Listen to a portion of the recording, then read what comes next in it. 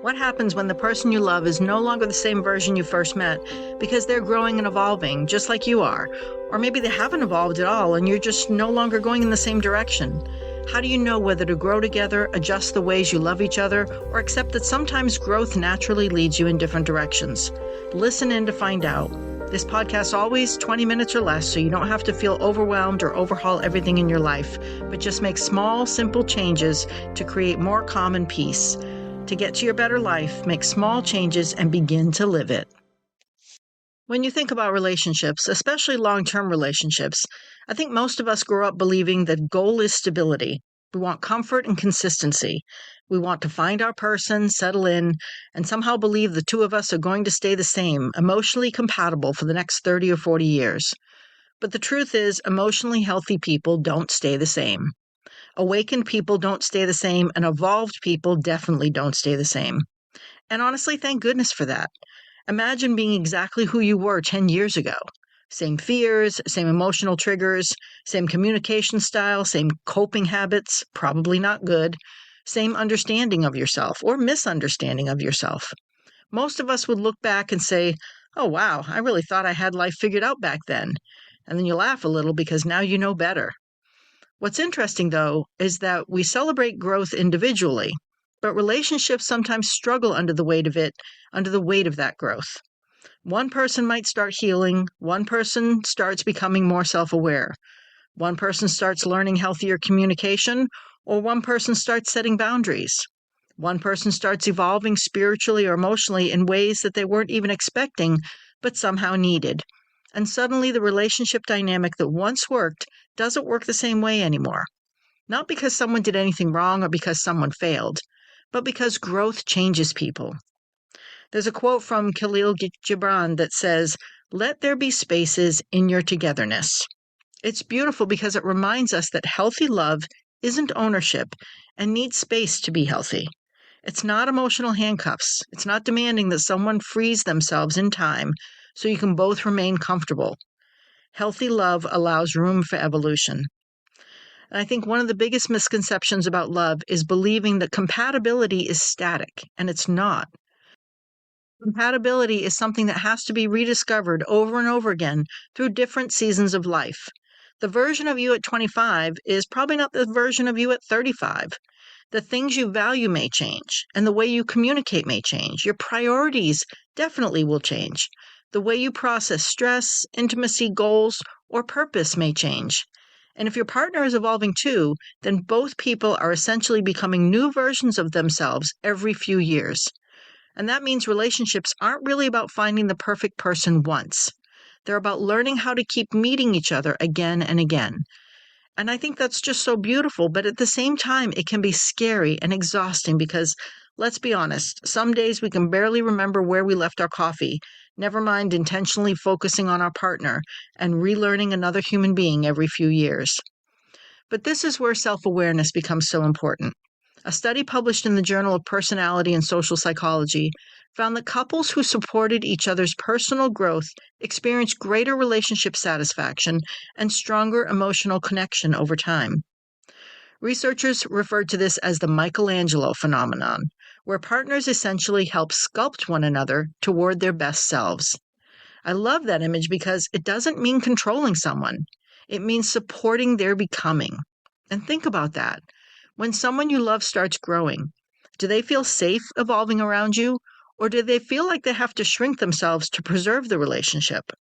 And do you feel that way in your relationship? It's a powerful thought, and I think all of us, if we're honest, have probably been on both sides of that dynamic at some point in our relationships. Maybe you've outgrown old patterns, and suddenly the people around you become uncomfortable. Maybe you start speaking up more. Maybe you start prioritizing your mental health. You stop tolerating things that you once accepted. And sometimes when you change, people around you interpret your growth as rejection of the way that they are choosing to live. But growth isn't betrayal.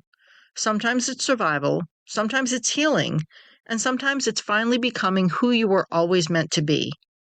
The scary part for some is, what if one person evolves and the other refuses to, or maybe isn't able to, or they're not ready to yet?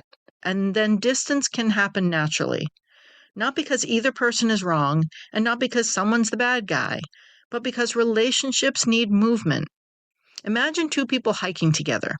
If one person keeps climbing and the other decides they're comfortable staying right where they are, eventually there's going to be space between them. That doesn't automatically make either choice bad. Not everyone's ready for the same path at the same time. Not everyone's ready for the climb. And honestly, forcing someone to evolve before they're ready usually backfires anyway. Nobody transforms or changes because they were pressured into it. Real change happens when someone personally desires growth and wants that change for themselves. And I think this is where relationships become less about control and more about compassion. Can you allow someone the dignity and space of their own journey? Can you allow yourself the dignity and space of yours? Because sometimes love means growing together, and sometimes love means recognizing you're growing in different directions. And hard as that may be, that can still be okay. I think we've been conditioned to see every relationship that doesn't last forever as some kind of failure. But what if some relationships were meant to teach us, to awaken us and stretch us, and then release us? What if growing apart isn't always tragic? What if sometimes it's simply honest and a testament to the love to let the person go to be their true, authentic self? I also think it's important to talk about this idea that we only have one soulmate, because honestly, life and human connection often feel much bigger and more layered than that. Maybe we have multiple soulmates throughout our lives, and maybe they're different. Maybe some soulmates are romantic and some are friendships. Maybe some are brief and some stay for decades. Maybe certain people enter our lives to awaken specific parts of us, teach us something that we couldn't have learned on our own, or walk beside us during a chapter where we needed exactly who they were at that moment in time. I think sometimes we put so much pressure on relationships to last forever that we miss the beauty of what they were actually meant to be. A soulmate doesn't necessarily have to be someone who stays unchanged beside you for your entire life. Sometimes a soulmate is someone who helps transform you, shifts your perspective, helps you heal, and pushes you toward growth and reminds you of yourself again. And I think recognizing that can make us love people more deeply, not less, because instead of trying to possess every meaningful connection forever, we learn to appreciate the purpose and impact of each one while it's here. We appreciate its presence. Now, obviously, if two people are committed to each other and willing to evolve together, that's an incredible thing, but that requires intentionality. You can't just assume emotional closeness will maintain itself automatically over decades. You have to stay curious about each other. One of the simplest but most overlooked relationship skills is asking new questions. Not, how was your day? We all know that conversation. How was your day? Fine. How was yours? Busy. And suddenly you're both scrolling your phones while reheating pasta for the third night in a row, wondering where the spark went. Instead, ask deeper questions. What's been on your mind lately? What's something you've changed your opinion about recently? What's something you need more support with? What version are you trying to grow into right now? Those kinds of questions invite evolutionary discussions instead of assuming nothing's changed. And as humans, don't we all feel deeply loved when we feel deeply seen? A Harvard study that tracked adult development over many decades found that close relationships were one of the strongest predictors of long-term happiness and emotional well-being. But relationships thrive when emotional connection is nurtured consistently, not when it's taken for granted. Emotional stagnation creates loneliness, even inside relationships, where you're still together, but feel very much alone. And that's important because you can technically stay together while emotionally drifting miles apart. I think sometimes we assume love alone is enough, but love without communication eventually struggles. Love without growth can become restrictive, and love without emotional honesty is just going through the motions. That doesn't mean relationships should constantly feel like workbooks and therapy sessions either. Nobody wants a date night to sound like a quarterly business review. Let's circle back to your emotional availability metrics. Absolutely not. You have to include humor and joy and fun in your lives and your relationships. But underneath all of it, healthy relationships require flexibility, the space to breathe new life into the moments. And honestly, evolving yourself isn't just about preserving relationships. It's about self-care. I know people don't always think about self-growth that way, but it absolutely is. Learning healthier communication protects your nervous system. Learning emotional regulation protects your peace. Learning boundaries protects your energy. Learning self-awareness protects your future. Growth is one of the ultimate forms of self-care. And sometimes we resist change because it feels uncomfortable. But discomfort doesn't automatically mean something's wrong. Sometimes discomfort is simply evidence that your old identity no longer fits. And that's true individually and in relationships. Maybe the way you once communicated through defensiveness doesn't fit anymore. Maybe avoiding difficult conversations doesn't fit anymore. Constantly people-pleasing certainly doesn't fit anymore. And shutting down emotionally doesn't fit anymore, never did, and it's never sustainable. And maybe your partner is going through similar changes too. The challenge becomes whether both people are willing to make room for the newer versions of each other. And that takes humility, because evolving means admitting you don't already know everything, but you're willing to keep learning. It means recognizing your partner isn't the same person they were years ago, and neither are you. I think some of the healthiest couples aren't necessarily the couples who never changed. They're the couples who kept reintroducing themselves to each other with openness instead of fear. And there's something really beautiful about saying, tell me who you are right now, not who you used to be, not who I expect you to be, not who I'm afraid you're becoming, but who are you right now? And loving and accepting them of who they were, who they are now, and who they are becoming. That is what builds deep and long-lasting relationships. And I also want to say this because I think some people listening may need to hear it. If you're evolving and someone can't meet you there, it doesn't mean your growth was wrong.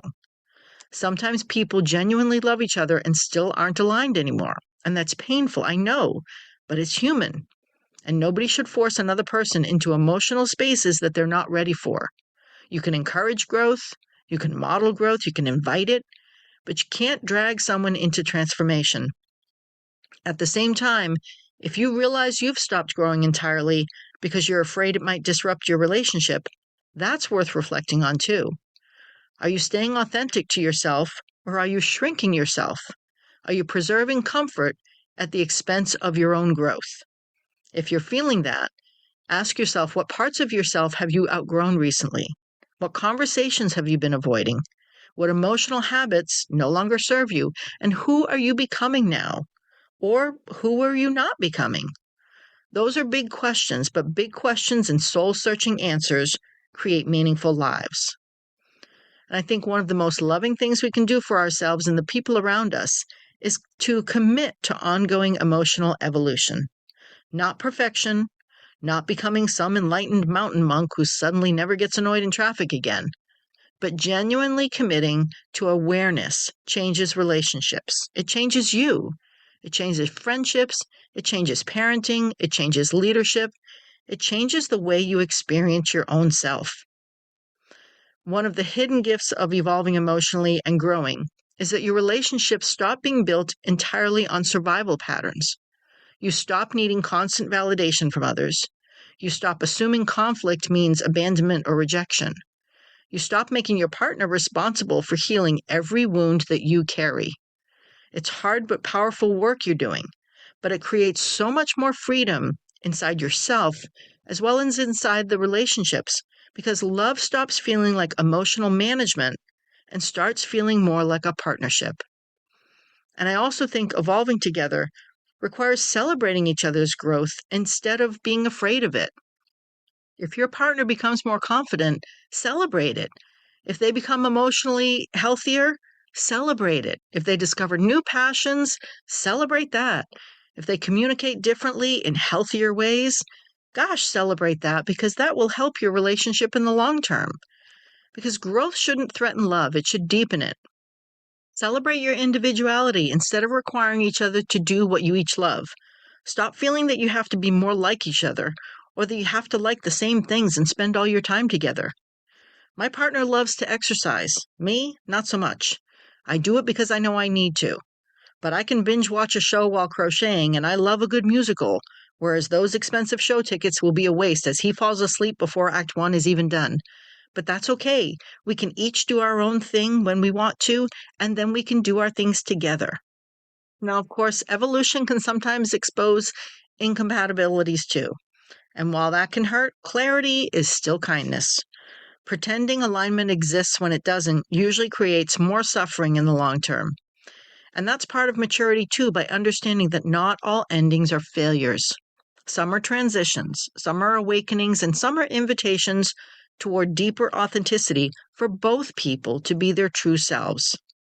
So as you move forward, maybe the goal isn't finding someone who never changes. Maybe the goal is finding people willing to grow consciously, people willing to communicate honestly, and stay curious, a partner willing to evolve alongside you while also respecting each other's individuality, and becoming that kind of person that doesn't allow your relationships to run on autopilot, because that is not how it stays alive. It stays alive through presence and intention. So before we wrap up, I want to leave you with small practice that you can try this week. Ask yourself 3 questions. Who was I 3 years ago? Who am I now? And who am I becoming? Then ask someone you love these same questions. Or maybe a question that you've never asked them before, but one that's meaningful and reflective. You might be surprised by how much connection still exists waiting underneath the surface. And maybe this week, instead of fearing change, you can begin viewing growth as evidence of life itself. Because evolving doesn't mean you're losing yourself. It may actually mean you're finally finding yourself, your true, authentic self. And if today's conversation resonated with you, share this episode with someone who's growing and healing and questioning, or navigating the change in their relationships right now. Maybe send it to a friend or a partner, or even someone you've quietly grown apart from but still care about deeply. And I'd love to hear from you too. What's one way you've changed emotionally over the last few years? What's one lesson that growth has taught you about relationships? Those reflections matter because they remind us all that we're not evolving alone.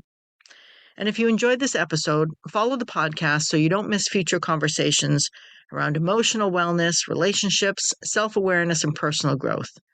But until next time, keep growing, keep communicating, keep allowing yourself to evolve with compassion, and remember this: the healthiest relationships usually aren't built by people who stayed exactly the same. They're built by people who kept choosing to meet each other again in every new season of life, supporting each other as they grow and learn, little by little and piece by piece. This podcast is based on my own life experiences. I'm not a therapist, a psychologist, psychiatrist, or any other licensed medical professional. Please share this podcast with anyone you think needs to hear this so that we all move forward, little by little and piece by piece. And thank you, Purple Planet, for sharing your music. And if you can please follow and review, it really does matter.